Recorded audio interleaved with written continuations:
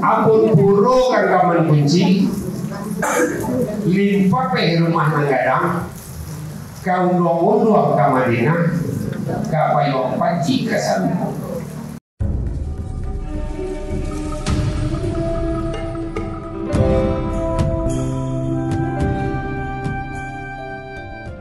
Pengeluh yang nyarap, bama don dinyarap kau kalau bahasa orang polisi. Baik je lagi, tencik je tak apa dia diri hari lah. Bagi hari kan, satu hari je pakai ke tangan tak puas menyerap kau, aluminium di goreng dia. Dia gitu. Laki ke tangan aluminium di goreng dia. Nyu jalan tapi kental bentuk mata pak do tonggo kadang-kadang tu ada di pinjaran sepakai mufakat jihad lalu membuatnya ada di DJ dari Pulau Barawi ada sedot kat Pulau Aceh nah betul kok lainan ada pandai buat pinjaran apa entah dia cicak kalau pinjaran tumbuh tidak bantah di tengah tidak baragi gitu tu kawan lain kapasan sari itu dijual. Kalau menentu alek itu harus batarawang katanya. Makanya bundokan uang itu pamannya pinjaran. Anak daro banyaknya budo-budo tak semua orang pakai ya wak di Minangkabau dah ya. Anak daro banyaknya banyak budo-budo. Ada dua banyak berapa di sini. Nanti pinjaran agak kadang pinjaran di tengah nyetapa pinjaran ketek kemari. Tibonya dah. Kadang-kadang bego balam tinggi jo menyiapkan dolar namanya. Lai tahu menyiapkan dolar kok.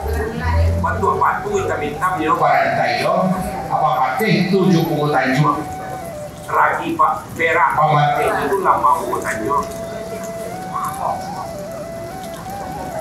Ya. Anak daro menyiap pinaran. Sahalui-haluinyo ami pinyaram ko, sahalui-haluinyo mamwe paretongan dalam negari sampai ke 5 tahun. Halui perniagaan tuannya. Walaupun tegak kakinya di sana awak, walaupun cewek mantaunya sahabat, kalau nyoba halu dalam perniagaan itu jauhnya kan dalam perniagaan. Bahano minggu. Ada orang lagi batunya kau konakan, tanah beraja mentah aja pada sawah. Makanya sehari-harinya mau perlunya.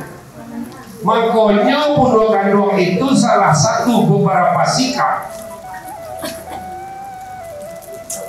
Ampun puro genggaman kunci. Lepas semua orang itu Pulau Gandong. Limpa pe rumah nanggadang. Kau do unduang ke Madinah. Kapayong panci ke Sargo. Lepas semua tu. Aduh naraya berbeda.